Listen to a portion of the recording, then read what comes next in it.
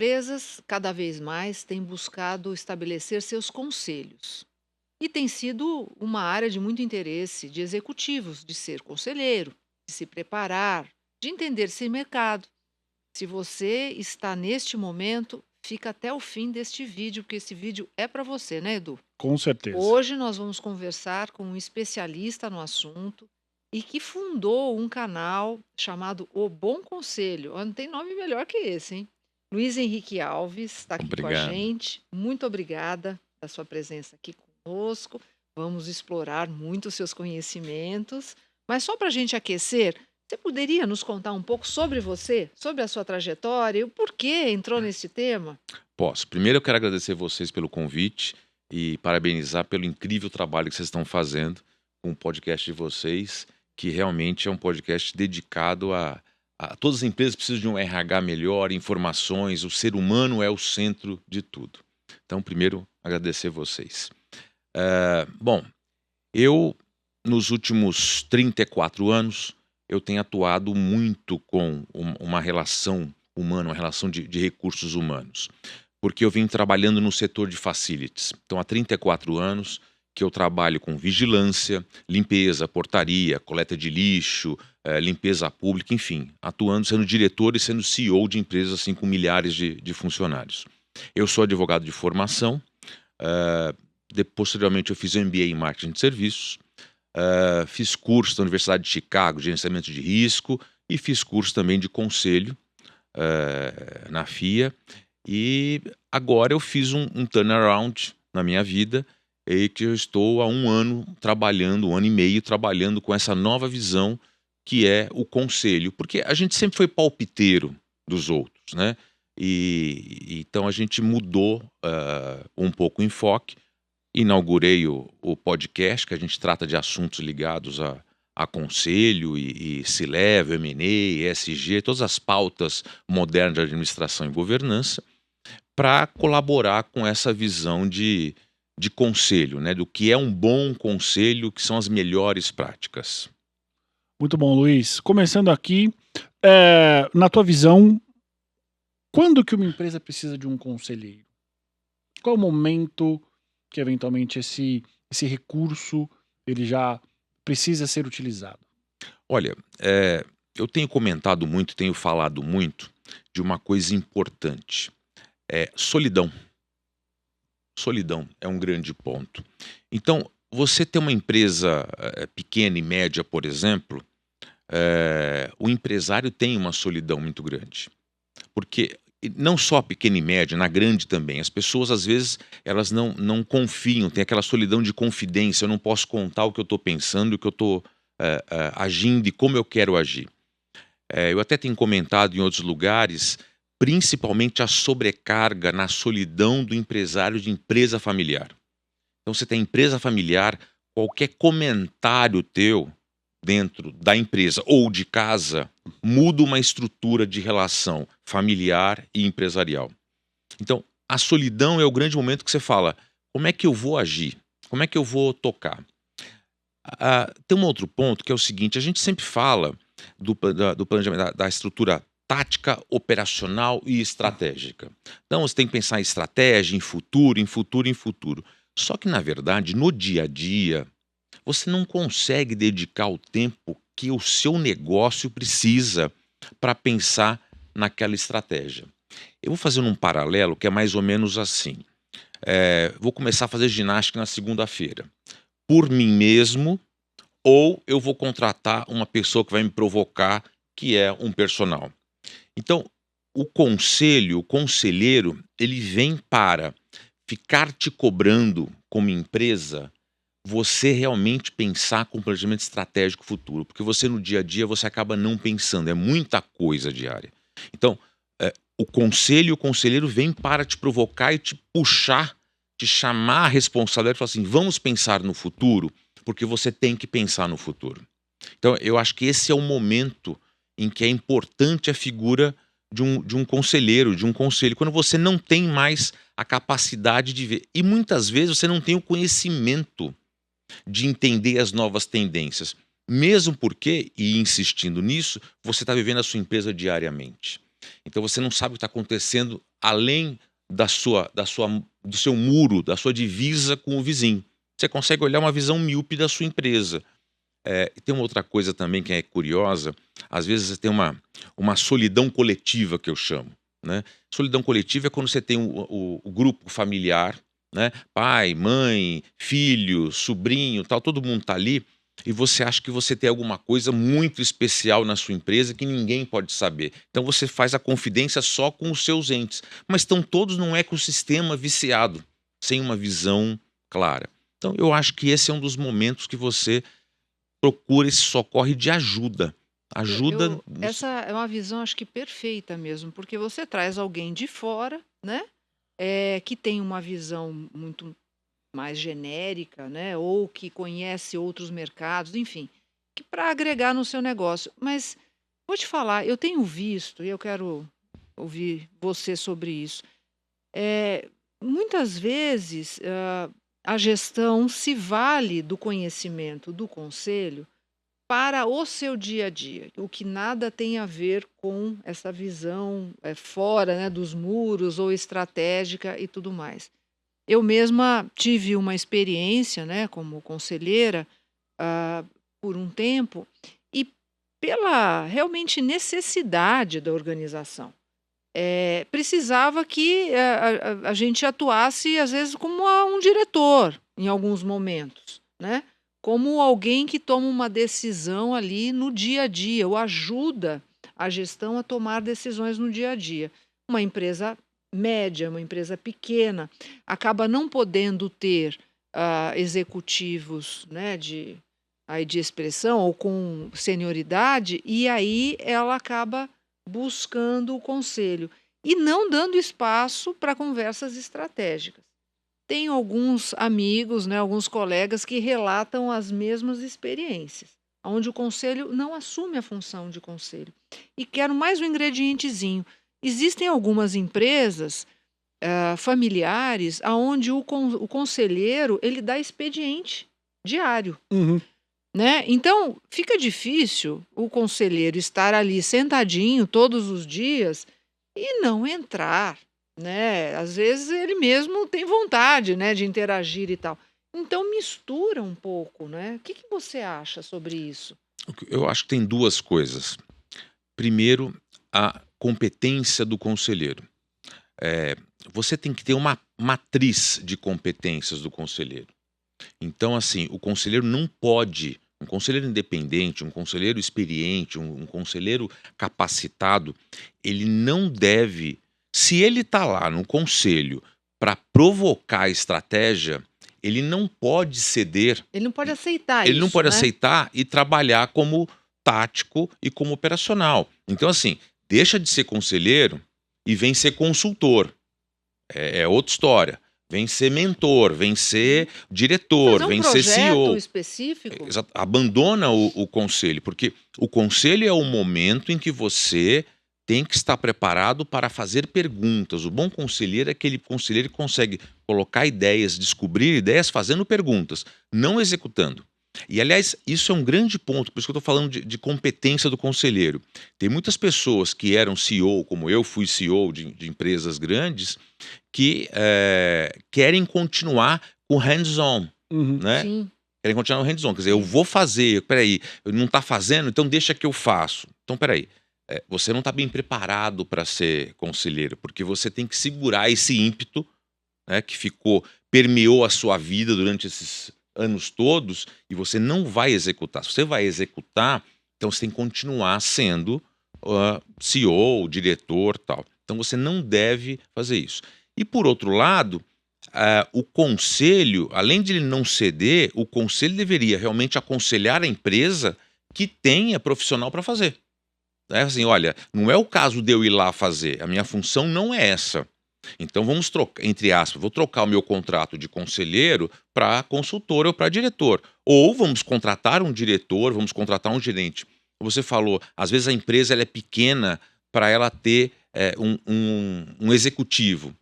Então, às vezes, ela tem que ter um jeito de encaixar isso, ter um conselho e organizar a sua governança. Não tem como você entrar no dia a dia, você deixou de ser conselheiro, você deixou de ter a visão fresca, Sim, nova do ambiente sim, da empresa. sim, sim, com certeza. Saiu uma matéria sobre isso, me lembrei agora, no jornal Valor essa semana, onde a diretora do GPA, né, eh, estava mencionando o quanto que os conselheiros, de fato, estão preparados para trazer essa visão estratégica. Uhum. Então, eu concordo com você que tem o preparo, e eu acho que tem o preparo da empresa também, Sim. né, para saber exatamente o que que ela está buscando, né? Porque é mais ou menos assim, virou meio que moda ser conselheiro, virou meio que moda. Então você vê aí a quantidade de cursos que estão surgindo. Você tem cursos, desde cursos renomados, cursos que realmente têm experiência, cursos que realmente capacitam um conselheiro, e você tem gente dizendo o seguinte: bom, vem ser conselheiro, vem aqui num sábado de manhã, das 8 ao Uhum. meio-dia, e no final, meio-dia e um, eu te entrego um certificado, vamos tirar a foto, né, que você fez o curso como conselheiro.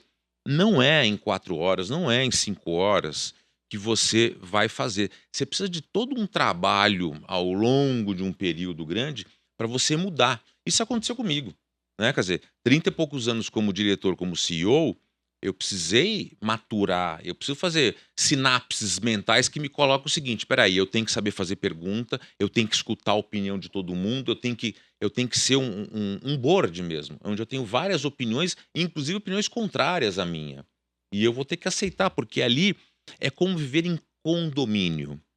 Todos têm o mesmo peso de voto, todos são coproprietários. E o conselho é isso: você tem um voto, assim como outros. Então, você não pode deixar. E aí, só retomando ao ponto, você tem uma quantidade de cursos que não tem a qualidade necessária, e por isso que vem ao ponto da matéria que ela vem falando. Porque assim, se você colocar um anúncio hoje, quero um conselheiro, vai aparecer um monte. Porque no final as pessoas estão achando que ser conselheiro eu vou dar um palpite e vou ganhar dinheiro. Pô, isso é muito bacana dar palpite e ganhar dinheiro. Isso é ótimo. Não ter responsabilidade, É, né, ali do dia a dia, né? é. E não é nada assim, né? Não é Não. nada assim. Luiz, você falou brevemente sobre algumas características que um conselheiro tem que ter. Quais são as competências que um conselheiro tem que ter que normalmente um executivo não tem? Eu acho que a grande competência é estar preparado para ouvir bem, né? Primeiro tem que ter experiência de vida, experiência empresarial, experiência executiva. Segundo, fazer um bom curso, como eu comentei, né? Fazer um curso que realmente dê um conhecimento para ele disso. O terceiro ponto e acho que é o principal, é mudar a postura, como eu comentei. Então, mudar a postura de colaboração, mudar a postura de entendimento, saber, essa é a grande chave do negócio. É você afirmar, é você conversar fazendo perguntas estratégicas. Você provocar o porquê não. Mas por que não fazemos assim? Por que não fazemos assado? E aí vem um outro ponto, que é o seguinte: muitas empresas têm seus conselheiros há muitos e muitos anos. Isso não é porque aquele conselheiro não sabe mais fazer perguntas, é porque está viciado já. Então você tem que trocar, como o governo, você tem que trocar depois de um certo tempo, e você tem que ter o frescor do novo. Então você tem que trocar de cadeira, trocar de empresa, trocar de lugar. Então eu acho que a grande competência, a grande necessidade perpassa por a sua mudança de posicionamento pessoal em relação ao board, em relação à empresa. E eu acho que até pegando carona nessa pergunta, que é muito boa, todo mundo tem condições de ser conselheiro, porque, como você bem falou, meio que virou uma moda, né? Sim, Seja porque eu estou numa fase da vida, quero ser conselheiro, ou estou vendo que tem oportunidade, quero ser conselheiro. Mas por tudo que você acabou de dizer, não é todo mundo que vai se encaixar como um não, conselheiro, não é todo mundo não vai se é? encaixar. Mesmo que já tenha experiência como um diretor executivo ou um CEO, todos os executivos podem se tornar um conselheiro? Então, Conselheiros, eu desculpa. nem todos os executivos. Aliás, quando você faz a mudança de chave de executivo para conselheiro, Parece que os executivos têm uma autoafirmação. Se eu sou executivo, se eu estou trabalhando tantos anos, eu estou pronto. Aliás, Sim, nem curso eu preciso fazer, né? Porque eu já estou sim, pronto, eu já estou aqui, eu sou numa multinacional, sou numa empresa grande e eu já estou pronto.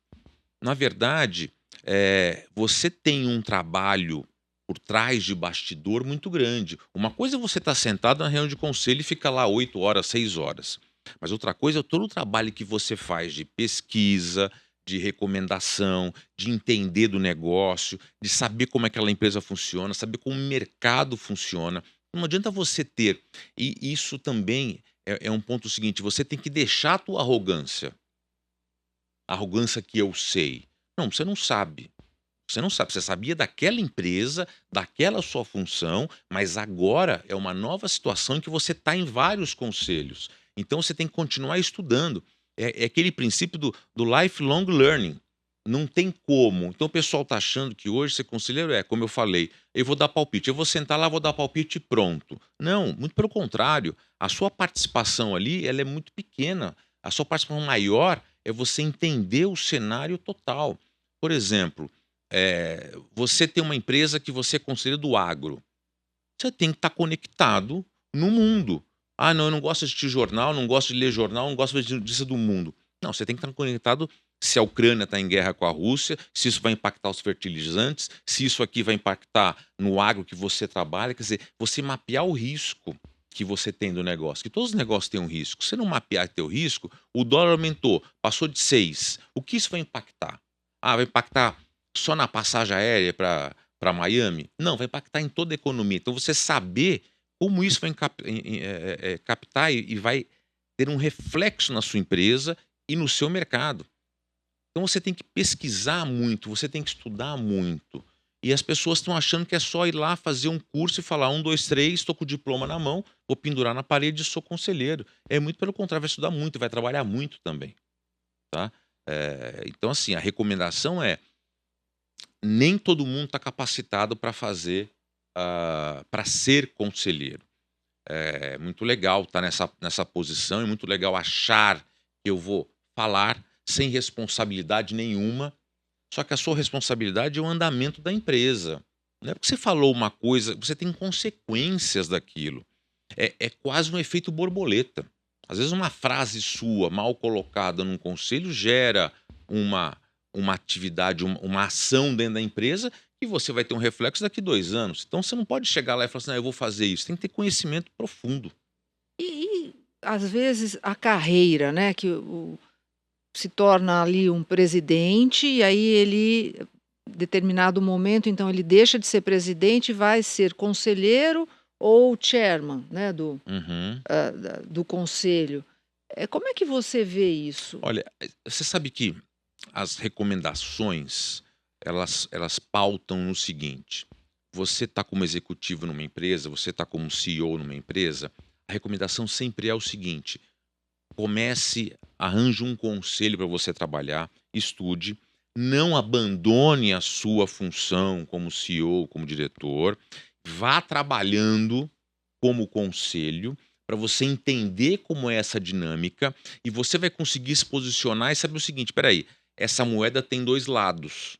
Tem um lado executivo que eu estou trabalhando e eu não posso, como executivo, do jeito que eu estou fazendo hoje, na segunda-feira, eu não posso, na terça-feira no conselho, agir como eu agi segunda-feira. Então, a grande recomendação passa assim: a gente sempre fala assim, não coloque 2 pés em 2 canoas. A gente sempre fala isso. No caso do conselho, o interessante é que você comece a ter contato sendo já um conselheiro, mesmo estando como executivo. É para você não ficar com né, tudo ali focado no mesmo negócio, na mesma A empresa, no mesmo mercado, né. Até porque Uma as visão meio pessoas. viciada, né. Exatamente, as pessoas acham que fazendo o curso de conselho, elas terminam e vão estar conselheiros em todos os lugares. Uhum. E não é verdade. A gente tem aí 400 e poucas empresas listadas na bolsa. E é obrigatório por lei que você tenha um conselho nas empresas que são listadas em bolsa. Eh, e aí você tem outras empresas não listadas em bolsa, que são grandes empresas que têm um viés e uma necessidade competitiva de ter boas práticas de governança. Então elas têm os seus conselhos. Então, assim, não são tantas vagas para tanta gente. E no final das contas, todo mundo tem que estudar e todo mundo tem que ter mais competência. Assim, quantos advogados tem? Quantos médicos tem? Alguns são bons, alguns são ruins. Nem todos estão preparados para ser bons, né? Porque isso é uma minoria. Então, como é que você se destaca no mercado? Você sendo extremamente bom e competente. Agora, tem um viés também em alguns lugares que são os pequenos grupos de indicação. Então, estamos nós três aqui que somos conselheiros nesta empresa, e aí o Edu acaba passando para uma outra empresa e lá tem uma necessidade e fala assim: pô, Luiz, já que estamos lá naquela empresa, vem comigo, né? Eu vou te indicar lá.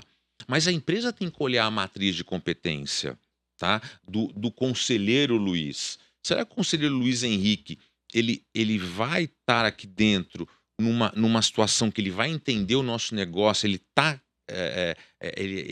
ele gosta do nosso negócio? Por exemplo, não é porque eu sou amigo do Edu que ele me chamou lá. Eu tenho que ter uma identidade com o negócio também, né? Ah, isso aqui é uma fábrica de prego, mas eu não gosto de prego. Pô, eu não gosto de prego, eu já vou entrar com raiva na empresa. Então, assim, a empresa não pode só aceitar a indicação. Claro, uma recomendação, uma referência sempre é bom em qualquer atividade, qualquer profissão.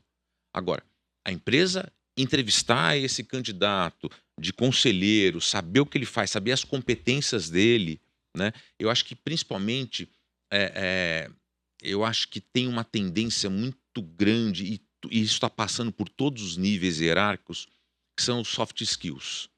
Eu acho que o soft skill ele é fundamental. Não adianta eu chegar aqui nesse ambiente e eu começar a causar discórdia. Uma coisa é eu provocar situações para a gente achar uma solução. A outra coisa é eu entrar aqui e falar, eu vou pegar isso e vou virar a chave e vou criar um ambiente de discórdia. Pô, tem um board, né, coeso, todo mundo, né, com boas práticas e com boas intenções, e chega um cara que não está preparado para estar convivendo. E muitas vezes, gente, a gente sabe disso, a gente conviveu, a gente é experiente. Às vezes o mesmo jogador não dá certo em outro time. Sem Não é porque ele dúvida, é bom em vários sem times que ele é dúvida. bom naquele time. Aquele time ele não jogou bem. O cuidado, né, de conhecer os perfis todos, Uhum. né? E o Edu que traz, né, muitos conselheiros aí a pedido das empresas, vocês olham isso, né, a A coesão com os gente demais. precisa entender primeiro o que a empresa busca, né? E qual é o perfil da empresa e das pessoas que vão, geralmente é um comitê, que vão ter contato com esse conselheiro e quais são os perfis dos conselheiros que já estão lá. Porque eles precisam interagir, verbalizar, eles precisam ter uma relação cordial. Senão vira uma balbúrdia, senão vira um churrasco de família, com cada um querendo meter é, Exato. o bedelho na vida do outro, né? O que eu ia te perguntar, Luiz, é o seguinte: como que um executivo seleciona uma instituição de ensino? Olha, O que ele precisa levar em você. consideração para ele não perder tempo, não perder recurso financeiro, não se frustrar, porque muitas vezes é uma má experiência que faz com que o mundo perca um excelente conselheiro. O que o pretenso candidato tem que levar em consideração? Eu acho que você tem que fazer essa escolha como você faz escolha para qualquer tipo de curso, para qualquer tipo de escola para os seus filhos, tá? Então você tem que saber a reputação da empresa, Uhum, você tem que saber qual é o conteúdo que eles vão ministrar ao longo do tempo, porque, por exemplo, quando eu escolhi uma empresa, vamos chamar assim, né, uma escola, que ela tem, primeiro, renome, ela tem referência. As pessoas que estudaram lá são pessoas que estão bem colocadas, né, no seu mercado em vários níveis. Saber qual o conteúdo, o que essa escola vai me ensinar. E o que a gente vê na prática, voltando ao ponto que todo mundo quer ser conselheiro, é o seguinte: eu tenho um curso de conselheiro, ponto, eu vou me inscrever. Aí ele é barato, tá bom, parcela em 12, passa o cartão e ótimo, né? Então, assim, eu acho que escolher um curso de qualidade, ele é muito semelhante a escolher uma faculdade, a escolher uhum. uma escola para os filhos, a escolher uma empresa para trabalhar. Você vai escolher histórico, competência e o que ele curso oferece. O que você vê muito comentário é os conselheiros olhando e falando assim: não, não, aqui está mais barato, eu vou fazer esse mais barato. Você recebe aquilo que você paga. E também não é porque é o mais caro que é o melhor. Veja, Tem escolas, por exemplo, que estavam fazendo pacotes em que é o seguinte: venha fazer o curso conosco e no final da jornada eu te arranjo um conselho para você trabalhar. E se eu não te arranjar um conselho, eu te devolvo o dinheiro. Aí você fala, pô, bacana, isso é um atestado, Legal, né? né? Legal. Legal, isso é um atestado de, pô, eles são bons, porque eles indicam um conselho. E aí você sai com esse viés, achando que aquilo é o fator-chave de sucesso. Aí quando você entra na jornada, você descobre que no final do curso, no final do arco-íris, na verdade, você encontra o seguinte: não, você tem um conselho pro bono, você tem um conselho numa empresa que a gente arranjou do amigo, vai lá e dá palpite. Aí você fica frustrado, você fala, pera um pouquinho, mas eu não vou receber? Não, não. Então assim, a empresa não mentiu quando ela falou, eu vou te arranjar um conselho. Ela só não disse qual. Ela não disse qual e não disse como. E você se frustra no final da jornada. E você decidiu aquela empresa porque você falou, bom, no final eu vou ter um conselho, pô, o outro não oferece isso. Isso é uma garantia. Porque assim, você tem duas faculdades, pra fazer curso de administração. Uma faculdade te garante emprego numa empresa boa no final dos 5 anos, outra faculdade não te oferece. Você fala, qual que eu vou? Eu vou nessa, Claro. né? Então, tem muito isso, assim, não é muito segredo e muito mistério. É só investigar os ex-alunos que passaram por aquele curso. Como é que estão? Vocês realmente estão participando de conselhos? Estão participando de conselhos remunerados? Vocês estão indo bem? Vocês estão sentindo dificuldade? Eu acho que conversar também é uma prática comum. Você faz isso. Você vai Uhum. procurar um médico, você pega a indicação, você sabe quem ele curou, quem ele não curou, se tem reclamação tal. É mais ou menos o reclame aqui, né? Então, não tem muito segredo que eu possa falar, a não ser investigue. Saiba com quem você está trabalhando. Ô Luiz, nessa linha de preparo, né, de preparação para ser um melhor conselheiro possível, vale estar em conselhos ainda não remunerados para ganhar experiência e depois, enfim, alcançar um conselho conforme o desejo? Vale muito. Faz parte do seu investimento, isso. O não receber não significa não ganhar. O que eu estou falando, falei agora há pouco, só para deixar um parênteses, o que eu falei foi promessa de você arranjar um conselho e Uhum. você acha que é remunerado e no final você acha Não tem clareza, não tem né? clareza, eu só acho Não isso. tem E transparência. você está num conselho não remunerado. Eu acho que você tá num conselho depois de um curso não remunerado, fazendo um paralelo, é como um estágio, né? Você se forma numa faculdade, você vai fazer estágio. Então você vai fazer estágio como advogado, né, não advogado ainda, você vai fazer estágio como estudante, bacharel em direito, você vai fazer estágio como economista numa empresa de auditoria, por exemplo, e você não recebe, ou recebe muito pouco, né? Então você fazer um trabalho pro bono, numa startup, e numa ONG, e eu vou deixar bem claro uma coisa importante. Se você for fazer um trabalho numa ONG pro bono, saiba que você, ou numa startup, ou numa empresa pequena, você tem que ter compromisso, tá? Porque muitas vezes as pessoas vão trabalhar num lugar pro bono e falam o seguinte: ah, como é pro bono, eu não estou recebendo, hoje acho que vai chover, né? Se vai chover, eu não vou, porque ninguém está me pagando nada. Então, pera um pouquinho. Você assumiu compromisso, você tem que ter honra no compromisso que você assumiu. Isso faz parte do seu histórico, inclusive, né? Se você não tem, você deu a sua palavra, você deu o seu entendimento que você vai ajudar aquela empresa, então ajude aquela empresa. Não é assim, hoje eu não vou, hoje eu tenho um outro compromisso mais importante. Não. O seu compromisso naquela hora, naquele dia, é estar trabalhando numa empresa. Faz parte da sua formação, faz parte do seu aprendizado. E as pessoas estão avaliando isso. Então, você tem que ter o compromisso. Então, não adianta você ir lá e falar, não tenho compromisso. Tem compromisso com o resultado da empresa.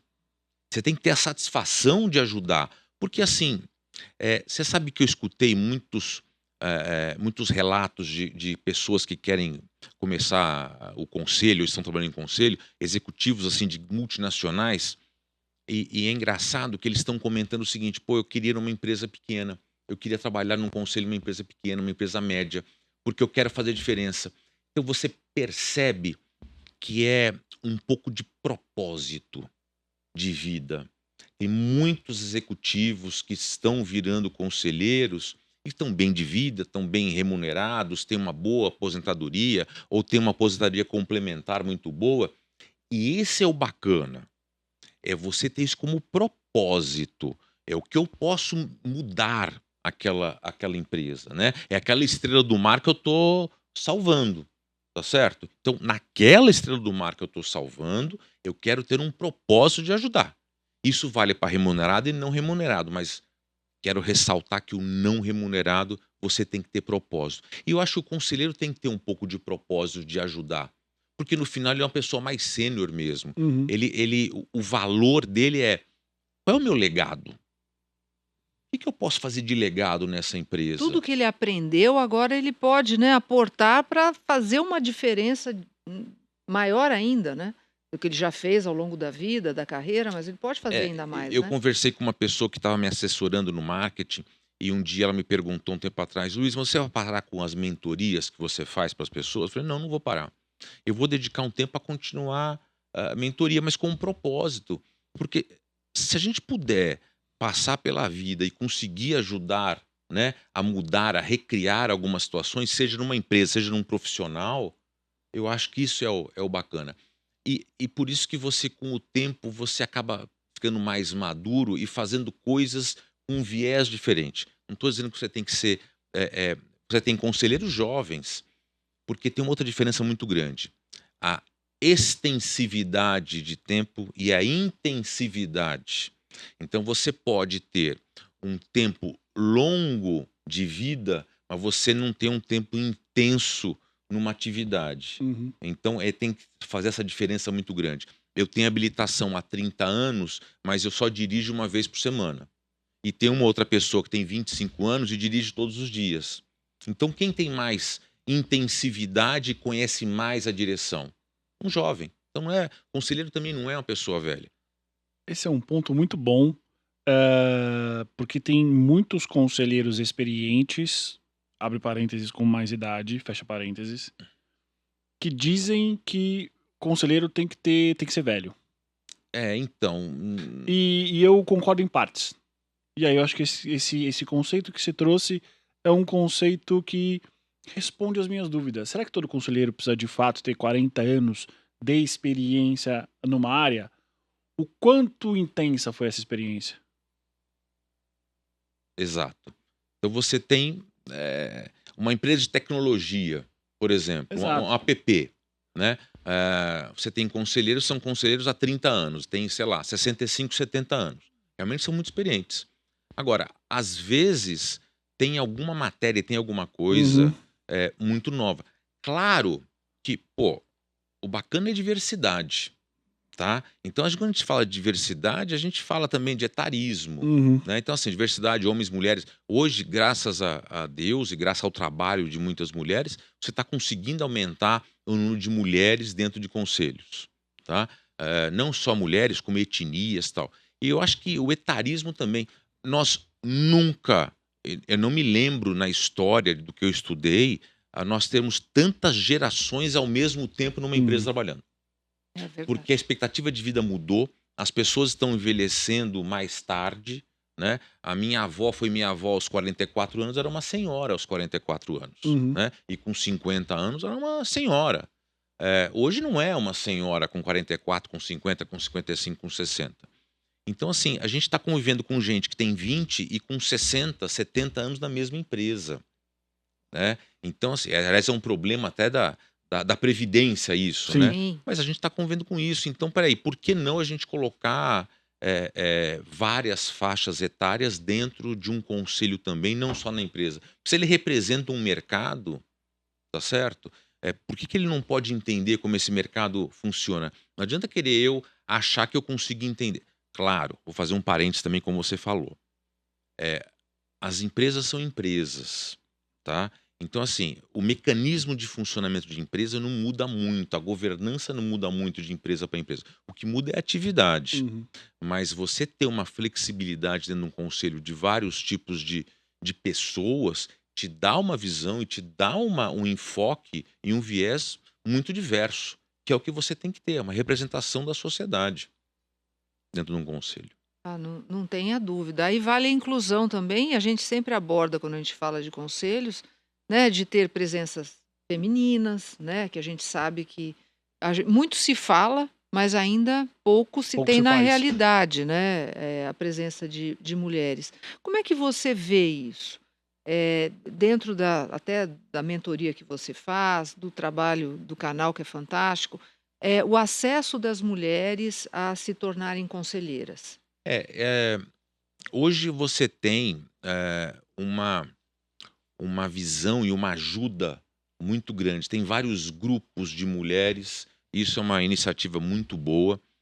Tem vários grupos de mulheres que ajudam ah, que as mulheres tenham uma participação, não só em conselho, como na vida executiva, Sim. né? Me lembro de relato de mulheres dizendo o seguinte: a gente não consegue ter vaga em conselho porque a gente não tem executiva. Então não tem a base, né? Não tem a maturidade da base. É, eu concordo em partes, como você falou, concordo em partes com isso. Mas hoje você tem. é, a gente está colocando o problema na mesa. Acho que o principal é isso. A gente colocou o problema na mesa. Não tem mulher em conselho, tá? Mas não tem mulher também em executiva, tá? Não tem mulher em gestão.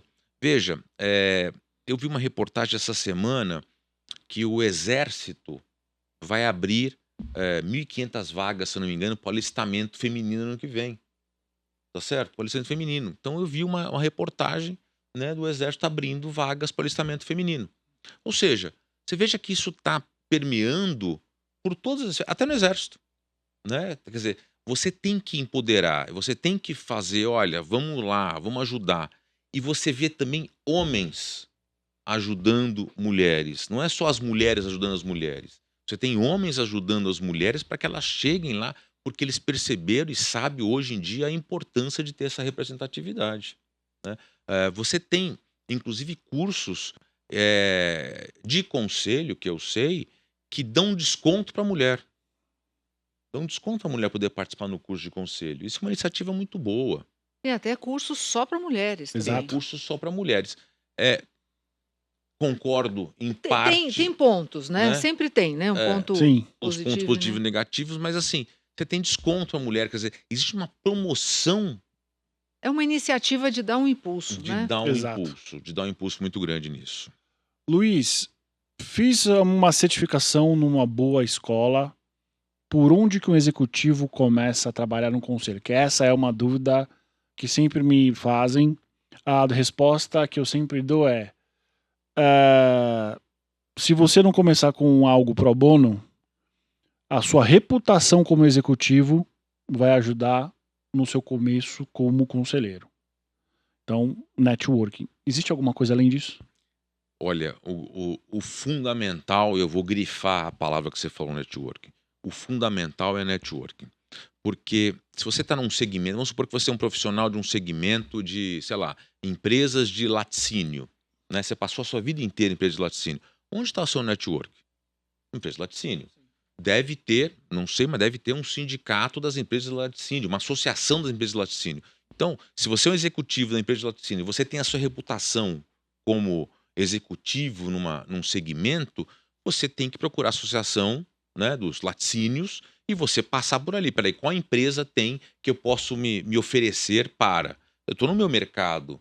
Porque, assim, é possível estar num ramo de laticínio e mudar para um ramo de tecnologia? É possível, não tem problema nenhum você mudar. Mas é mais fácil você começar pelo seu network, é mais fácil você estar no ramo que você atua e não é regra que eu estou falando, não é regra, não, tem que estar nesse ramo e continuar nesse. Mas é mais fácil até para você entender. Porque quando você senta na mesa aqui do board, você já sabe como funciona esse mercado, você tem informações do mercado, então você já aprendeu um pouco isso. Não, repito, não é regra. Você pode mudar de segmento, mas pô, é muito mais fácil, né? Você se oferecer pro bono para uma empresa.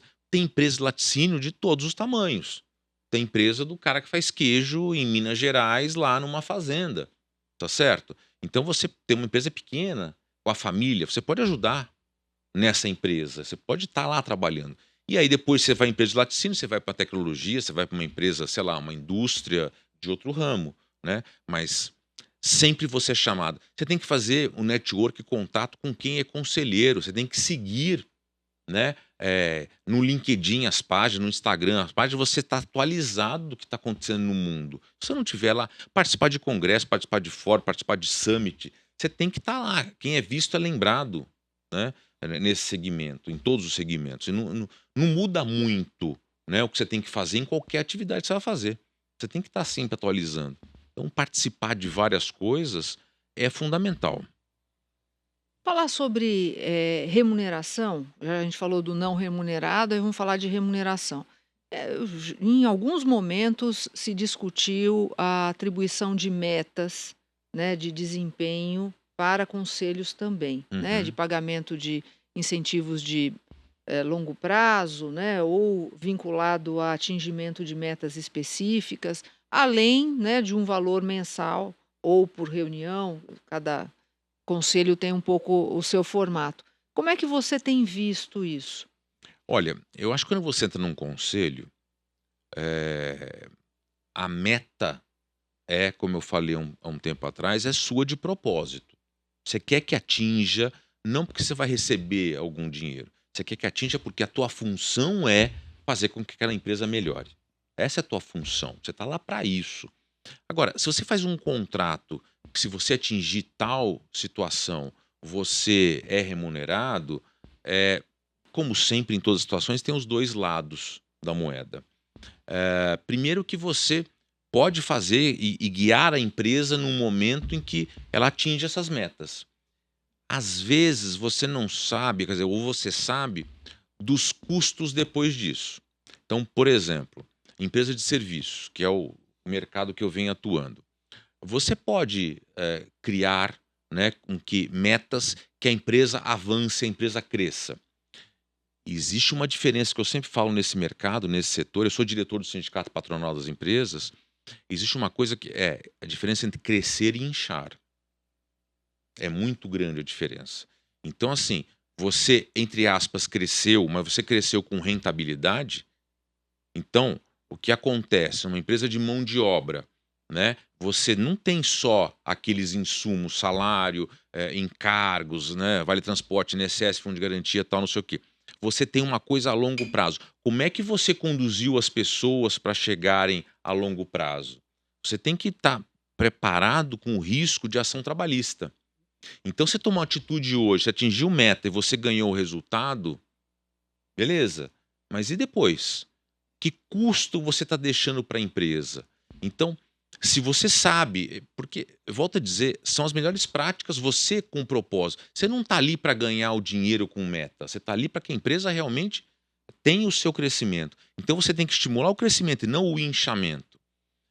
Tem muitas empresas que estão com viés de inchar, né? Inchar, crescer, crescer, porque eu sou o CEO, vou ficar aqui 3 anos só. O que acontecer depois não é comigo.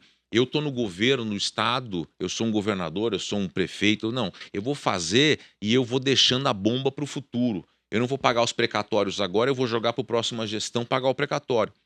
E isso assim, fazendo um paralelo, gente, é como eu escutei uma vez e li uma vez sobre você comer tâmara, né? Quem planta a tamareira, e a tamareira vai dar, se eu não me engano, 70 anos depois o fruto, né? Que assim, quem planta não come, né? Então, assim, é você pensar no futuro, fazendo um paralelo, fazendo outro paralelo bobo, mas interessante, quando você constrói nos Estados Unidos uma ponte, né, lá no Brooklyn e tal, quer dizer, uma ponte com 5, 6 pistas, numa época de carroça, você pensar no futuro, né, de como vai ser, porque você vai ter o viés. Mas voltando ao ponto, assim, podemos ter com bônus? Podemos ter com bônus, mas eu tenho que ter consciência dos meus atos em que esse bônus não vai ser recebido e depois de alguns anos a empresa vai pagar por aquele, porque eu não estou mais aqui. Você tem que ter uma responsabilidade. Tem que pensar bem nesse programa, né? Porque ele, de fato, ele tem que ter ali a responsabilidade caso algo tenha dado errado, e principalmente porque ele é um conselheiro. E aí ele tem que receber ou não receber valores também em função disso, né? Não é necessário isso, como eu falei, você tem que estar de peito aberto, de transparência para fazer realmente o melhor jeito e não para receber. E depois, de alguma forma, se você quer ter uma carreira longa como conselheiro, aquela empresa depois começou a ter problema, né, por uma decisão que você tomou que aparentemente foi uma decisão positiva e depois ela vira e numa parábola, você fala, peraí, ele participou daquilo. E a gente teve, né, oportunidade de ver decisões bem equivocadas, né, de conselhos também. Questionáveis. É. Você tem o caso notório, por exemplo, das americanas, Sim. tá certo? Notório. Aí você pergunta, e os profissionais que lá estavam, né? Eu vou querer para mim ou não? Tá certo? Sim, Então é mais ou sim. menos a sua reputação. Sim. Também está em jogo, Tá né? em jogo a sua Sem reputação. dúvida, Sua reputação sem dúvida. moral, Sem dúvida. você com você mesmo, para o Sem bem da dúvida. empresa, e a sua reputação depois no dia a dia, né? Fala, aquele cara é o que, ou aquela mulher é aquela que participou daquela empresa que fez uma parábola. Cresceu e perdeu. Quer dizer, até que ponto ele participou daquilo? Né? Então é um cuidado que você tem que ter muito grande. Não tenha dúvida. Vamos encerrando essa conversa, que eu podia ficar mais tempo. Poderia. Porque, assim, uma aula, Uma né? aula prática, né? De realidade. Eu diria que mais de uma aula, né, nesse tempo que nós tivemos aqui com o Luiz. E se você gostou, compartilha, né, com as pessoas que possam ter esse interesse, com os executivos que estão pensando nesse assunto. Segue o Luiz no canal O Bom Conselho. Ou melhor conselho. O melhor conselho. O melhor. Eu falei errado várias vezes ou falei agora só errado? Acho que no começo. Então, No gente, começo. o melhor conselho. E a não gente é bom só, é o melhor. é o melhor conselho. E a gente vai colocar depois essa notinha ali na hora que eu estiver falando para correção. E se você tem, né, dúvidas, escreve para a gente. Escreve também no canal O Melhor Conselho. Nos siga, nos acompanhe em todas as redes. Estamos por aí, todos os lugares. E aguardamos você no próximo vídeo. Obrigada. Obrigado, Obrigada, Luiz. gente. Muito obrigado pelo convite.